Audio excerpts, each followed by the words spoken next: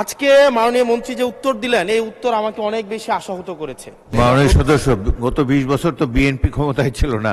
মাননীয় স্পিকার, একদম ছোটবেলা থেকেই আমরা এই মহাসড়ক দিয়ে যাতায়াত করি এবং সারা বছর ব্যাপী এই রাস্তায় আমরা দেখি কেউ না কেউ মাপতেছে, কেউ একটু ইট আনতেছে, কেউ একটু বাইপা যাইতেছে এবং আমরা সারা বছর একটা ফিল থাকে এই রাস্তার কাজ এই বুঝি এই মাসে হয়ে যাবে, ওই মাসে হয়ে যাবে।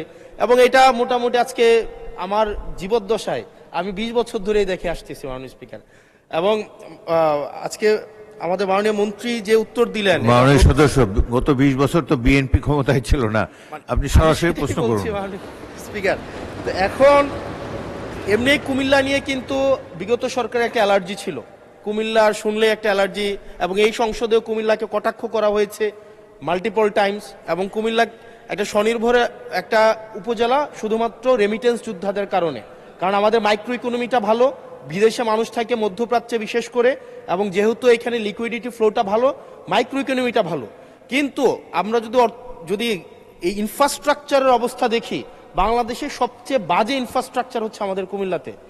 আজকে মাননীয় মন্ত্রী যে উত্তর দিলেন এই উত্তর আমাকে অনেক বেশি আশাহত করেছে। এটা হচ্ছে, হবে, কবে হবে, কোনো স্পেসিফিক উত্তর মাননীয় মন্ত্রী মহোদয়ের কাছ থেকে আমি পাই নাই।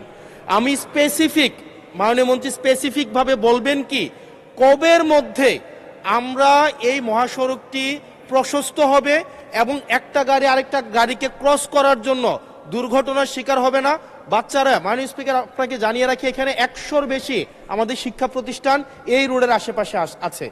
এখন প্রতিনিয়ত যে দুর্ঘটনাগুলো ঘটছে এটির দায়ভার কে নিবে? আমরা এই অঞ্চলটা, আমার এখানে 5টা এমপি আছে, আমি যেই রাস্তার কথা বলছি ওই রাস্তার 5টা এমপি আজকে এখানে বসা আছে। ধন্যবাদ। সবাই আমাদের এলাকার কাছে আমরা লজ্জিত। ধন্যবাদ মাননীয় সদস্য। মাননীয় মন্ত্রী।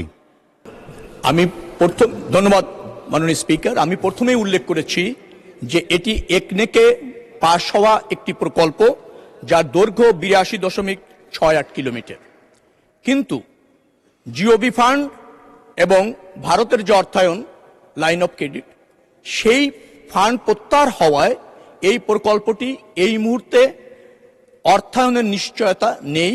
আমরা জিওবি ফান্ড থেকে করব নাকি অন্য কোনো জায়গায় অর্থের যোগান দিব সেই ব্যাপারে কাজ করছি।